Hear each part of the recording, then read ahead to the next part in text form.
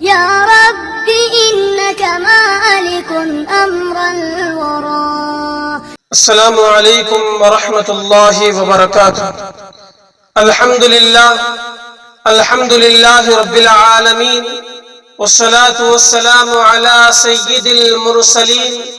وعلى آلہ وصحبہ اجمعین. اما بعد، اعوذ باللہ من الشیطان الرجیم. بسم اللہ الرحمن الرحیم. كنتم خير أمة أخرجت للناس تأمرون بالمعروف وتنهون عن المنكر وتؤمنون بالله. صدق اللہ العظیم. محترم بزرگوں اور دوستوں، میں سب سے پہلے اللہ رب العزت کا شکر ادا کرتا ہوں کہ جس نے مجھے اور آپ کو اس مبارک مجلس میں تھوڑی دیر اللہ اور اس کے رسول کی باتیں سننے کے لیے جمع فرمایا. اللہ سے دعا کرے کہ اللہ ہمارے اس بیٹھنے کو اپنی بارگاہ میں قبول فرما کر ایسی مجلسوں میں بار بار بیٹھنے کی توفیق عطا فرمائے. دوستو، اللہ تبارک و تعالی نے اس کائنات کو پیدا کرنے کے بعد ہر دور میں کسی نہ کسی انسان کو اپنا نبی اور رسول بنا کر بھیجا تاکہ وہ لوگوں کو ایک خدا کی طرف دعوت دے، لوگوں کو خدا کے احکام سے آگاہ کرے اور اپنی امت اور اپنی قوم کو برائی سے روکے اور نیکی کا حکم دے، زناکاری و بدکاری سے روکے اور پاک دامنی کا حکم دے، حرام روزی سے روکے اور رزق حلال کی دعوت دے، جھوٹ سے روکے اور سچائی کی ترغیب دے، غیر اللہ کی پرستش سے روکے اور یہ کو خدا کو پوجنے کی دعوت دے، لوگوں کو خدا کے احکام سے آگاہ کرے اور اپنی امت اور اپنی قوم کو برائی سے روکے. میرے بھائیوں، نبوت کا یہ سلسلہ حضرت آدم علیہ السلام کے زمانے سے شروع ہوا اور کالی کملی والے محمد الرسول اللہ صلی اللہ علیہ وسلم پر ختم کر دیا گیا. اور تمام مسلمانوں کا عقیدہ ہے کہ آپ صلی اللہ علیہ وسلم آخری نبی اور آخری رسول ہیں. قیامت تک اب کوئی دوسرا نبی پیدا نہیں ہوگا. نبوت کا یہ سلسلہ ختم کر دیا گیا، لیکن برائیاں تو قیامت تک پائی جاتی رہے گی، شر و فساد کا وجود تو قیامت تک باقی رہے گا. تو اب سوال یہ پیدا ہوگا کہ آپ صلی اللہ علیہ وسلم کے بعد دین کی تبلیغ کون کرے گا؟ لوگوں کو خدا سے کون ڈرائے گا؟ جنت و جہنم کے راستے کون دکھائے گا؟ تو میرے بھائیوں، اس سوال کا جواب قرآن دیتا ہے کہ کنتم خیر امت اخرجت للناس تأمرون بالمعروف وتنہون عن المنکر وتؤمنون باللہ. اللہ تعالیٰ نے فرمایا، اے لوگوں، تم سب سے بہترین امت ہو، تم لوگوں کو خیر کا حکم دیتے ہو اور برائی سے روکتے ہو. میرے بھائیوں، نبوت کا سلسلہ تو ختم کر دیا گیا، لیکن نبوت والا کام قیامت تک چلتا رہے گا. اللہ تبارک و تعالیٰ نے دعوت و تبلیغ، امر بالمعروف اور نہی عن المنکر کی ذمہ داری اس امت کے کندھے پر ڈال دی ہے. اسی وجہ سے اس کو خیر امت کا لقب دیا گیا. ایک بہت بڑے عالم دین علامہ قرطبی رحمت اللہ علیہ فرماتے ہیں، اگر یہ امت متفقہ طور پر دعوت و تبلیغ کا کام کرنا چھوڑ دے گی تو بہترین امت کا جو لقب دیا گیا ہے لقب ختم ہو جائے گا. کسی دوسرے برے نام سے اس امت کو پکارا جائے گا اور دعوت و تبلیغ کا کام چھوڑ دینے کی وجہ سے یہ امت تباہ و برباد کر دی جائے گی. لیکن بہت سارے لوگ یہ غلط سوچ رکھتے ہیں کہ لوگوں کو خدا کی طرف بلانا صرف مولویوں کی ذمہ داری ہے، لوگوں کو نماز سے جوڑنا صرف امام کی ذمہ داری ہے. ایسا نہیں ہے اے میرے بھائیوں. دعوت و تبلیغ کی ذمہ داری صرف کسی مولوی کی نہیں، صرف کسی امام کی نہیں، صرف کسی مسجد مسجد یا مدرسے میں رہنے والوں کی نہیں، بلکہ پوری امت کے ایک فرد کی ذمہ داری ہے کہ کوئی برائی کر رہا ہے تو اسے روکے، اسے سمجھائے، کوئی نماز نہیں پڑھ رہا ہے تو اسے نماز کی دعوت دے، کوئی اللہ کی نافرمانی کر رہا ہے تو اسے اللہ کا خوف دلائے، باپ بیٹے کو سمجھائے، ماں بیٹی کو سمجھائے، بھائی بھائی کو سمجھائے، ایک دوست دوسرے دوست کو سمجھائے، جس کے سامنے بھی جو غلط کام کرے اسے روکے، اسے ٹوکے اور اچھے کام کی ترغیب دے۔ یہ پوری امت کے ہر شخص کی ذمہ داری ہے۔ اسی لیے سرکار دو عالم صلی اللہ علیہ وسلم نے حجۃ الوداع کے موقع پر صحابہ کو مخاطب کرتے ہوئے فرمایا تھا، الا هل بلغت، اے صحابہ بتاؤ کیا میں نے تم لوگوں تک ٹھیک خدا کا پیغام پہنچا دیا؟ تو تمام صحابہ اکرام نے ایک زبان ہو کر جواب دیا، نعم یا رسول اللہ، کیوں نہیں اے اللہ کے رسول، آپ نے بالکل ٹھیک خدا کے پیغام کو ہم تک پہنچا دیا۔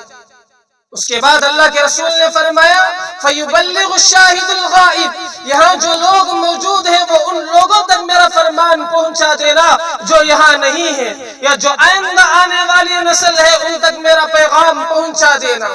اس لیے کہ اب میرے بعد کوئی نبی آنے والا نہیں۔ میرے بھائیوں، اسی لیے اللہ کے رسول نے فرمایا تھا، من رآ منکم منکرا، تم میں سے جو بھی کسی کو گناہ میں مبتلا دیکھے، فلیغیرہ بیدی، تو تمہیں چاہیے کہ اس کو ہاتھ سے روکے، فإن لم یستطع فبلسانی، اگر اس کی طاقت نہ ہو تو زبان سے روکے، فإن لم یستطع فبقلبی، اگر اس کی بھی طاقت نہ ہو تو تمہیں چاہیے کہ اس کو اپنے دل میں برا سمجھے کہ جو ایک کام کر رہا ہے غلط کام ہے، ایسا نہیں کرنا چاہیے تھا، اس لیے کہ اللہ تبارک و تعالی اس سے ناراض ہوتے ہیں۔ وَذَلِكَ أَضْعَفُ الْإِيمَانِ، یاد رکھیں یہ دل میں اس کو برا سمجھنا یہ بھی ایک ایمان کا سب سے ادنا درجہ ہے۔ میرے بھائیوں، ذرا سوچنے کی بات ہے، ذرا غور کرنے کی بات ہے، آج ہمارے علاقے میں، ہمارے شہر میں، ہمارے پڑوس میں اور خود ہمارے گھروں میں کتنی برائیاں پھیلی ہوئی ہیں، خدا کے کتنے احکامات توڑے جاتے ہیں، علل اعلان اللہ اور اس کے رسول کی نافرمانی کی جاتی ہے۔ ایک وہ دور تھا کبھی ہمارے گھروں میں نماز کی آوازیں گونجتی تھی، کبھی فجر کے وقت قرآن کی تلاوت سے گھروں کی فضائیں مہکتی تھی، کبھی ماں بچوں کو سونے سے پہلے رسول اللہ کی سیرت سناتی تھی، کبھی باپ بیٹے کو وضو کرنا سکھاتا تو بیٹی کو پردے کا مطلب سمجھاتا۔ مگر آج وہی گھروں میں گانے بج رہے ہیں، فلمیں چل رہی ہیں، بے حیائی شروع ہو گئی، پردہ ختم ہو گیا، بیٹی بے حجاب ہو گئی۔ کبھی بیٹی اپنے باپ کے سامنے شرم سے نظریں جھکا لیتی تھی، کبھی باپ بیٹی کے چہرے سے بھی پردہ کیا کرتا تھا، لیکن آج ہمارے گھروں میں ماحول ختم ہوتا جا رہا ہے جو ایمان و شرم اور حیا کی بنیاد تھا۔ آج ہمارے گھروں میں برائیاں پھیلی ہوئی ہیں، لیکن کیا ان برائیوں کو دیکھ کر آج تک کبھی ہماری پیشانی پر شکن تک آئی؟ ارے روکنا اور ٹوکنا تو دور کی بات ہے، ہمارے سامنے کوئی برائی میں مبتلا اسے روکنے کی طاقت ہمارے اندر موجود ہے؟ ہمارے لڑکے بے نمازی، ہماری بیویاں بے نمازی، ہماری بہنیں بے نمازی، ہمارے گھر والے بے نمازی، کیا ہم نے کبھی ان کے نماز چھوڑنے پر کوئی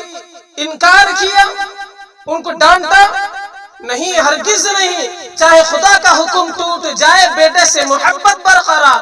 چاہے اللہ ناراض ہو جائے بیوی سے محبت برقرار، چاہے قرآن کا قانون ٹوٹ جائے دوستوں سے دوستی برقرار ہے۔ کتنے دکھ اور افسوس کی بات ہے کہ ہمارے سامنے کوئی برائی میں مبتلا اور ہماری زبان میں جنبش تک نہ آئے۔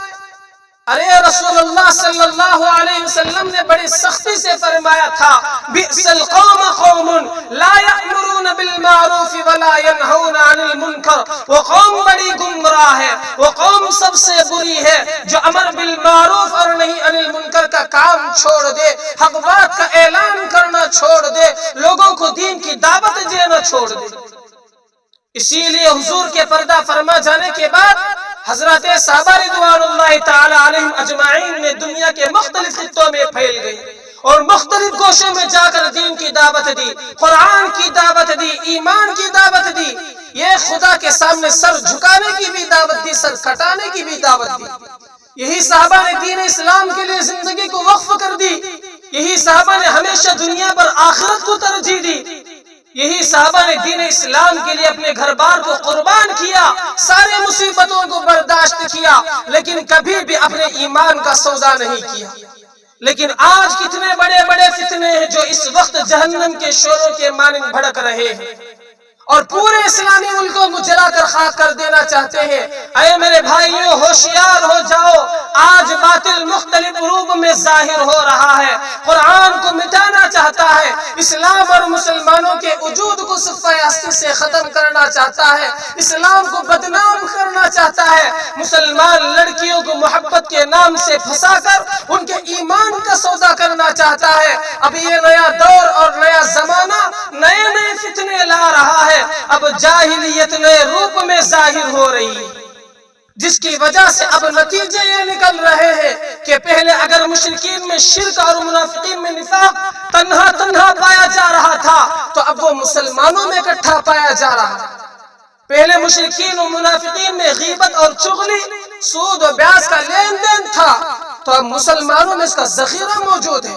مجھے معاف کر دینا اے میرے بھائیوں، میں رب کعبہ کی قسم اٹھا کر کہتا ہوں، اگر آج بھی ہم نمازوں سے دور ہو کر، دعوت و تبلیغ سے دور ہو کر، قرآن کی تعلیمات سے دور ہو کر، حدیث سے دور ہو کر، مدارس سے دور ہو کر، علماء حق سے دور ہو کر زندگی گزاریں گے تو اس عاجز کی بات کو یاد رکھ لینا، ایک ایسا وقت بھی آئے گا کہ خود اپنے گھروں میں ایک بے جان پتھر کی پوجا کرنے والے جنم لیں گے۔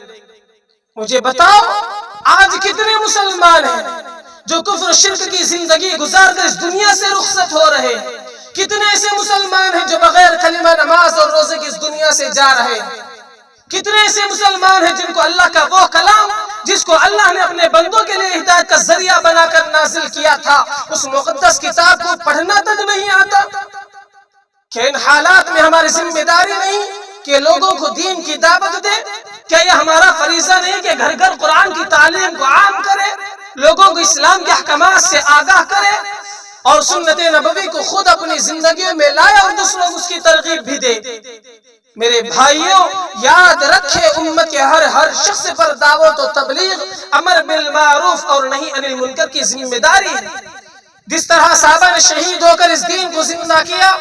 جس طرح صحابہ نے دین کی خاطر اپنی موت کو صحابہ نے دین کی خاطر موت کو اپنی زندگی پر ترجیح دی، جس طرح ہمارے اکابر و اسلاف نے باطل کا مقابلہ کیا، دین کی دعوت دی، قرآن کی دعوت دی، اسلامی تعلیمات کو عام کیا اور اس کے لیے سب کچھ برداشت کیا، اسی طرح ہمارے اوپر بھی یہ ذمہ داری ہے کہ اپنے اندر شان صحابہ پیدا کرے، خالد بن ولید اور ابو عبیدہ کا جگر پیدا کرے، لوگوں کو دین کی دعوت دے، نماز اور روزے کی تلقین کرے، قرآن پڑھنا سکھائے اور یہ عزم کرے کہ جب تک ہمارے جسم میں روح رہے گی اس وقت تک ہم انشاءاللہ دین کی دعوت دیں گے، قرآن کی دعوت دیں گے، ایمان کی دعوت دیں گے، لوگوں کو برائیوں سے روکیں گے، اللہ کی نافرمانی سے منع کریں گے۔ اس لیے کہ اس فتنوں کے دور میں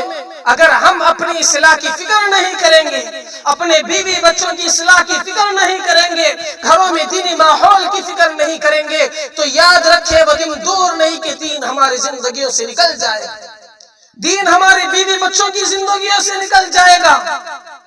دین ہمارے گھروں سے نکل جائے گا۔ میرے بھائیوں، اگر ہمارے اندر دین باقی رہنا ہے، ہمارے گھروں میں دین باقی رہنا ہے اور ہمارا خاتمہ ایمان پر ہونا ہے تو دعوت و تبلیغ میں نکلنا ضروری ہے۔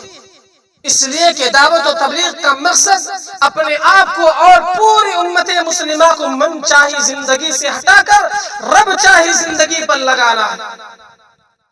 اسی لیے میرے بھائیوں، ابھی سے پختہ ارادہ کریں کہ ہم ہر حال میں دین کی دعوت دیں گے، اسلام کی تبلیغ کریں گے، لوگوں کو مسجد کی طرف بلائیں گے اور مسجدوں کو آباد کریں گے، لوگوں کو برائیوں سے روکیں گے اور اللہ کو ماننے کا ترغیب دیں گے، ایک اللہ کو مانگنے کی دعوت دیں گے۔ اس کے لیے جتنے بھی حالات آئے، جتنے بھی مصیبتوں کا سامنا کرنا پڑے، سب کچھ برداشت کریں گے، لیکن دین کی دعوت دینا نہیں چھوڑیں گے۔ میرے بھائیوں، اللہ سے دعا کرے کہ اللہ ان تمام مسلمانوں کو دین کی خدمت کے لیے قبول فرمائے، اپنی کوتاہیوں کو معاف فرمائے، اپنے گناہوں سے پکی سچی توبہ کی توفیق نصیب فرمائے۔ آمین وآخر دعوانا ان الحمد للہ رب العالمین.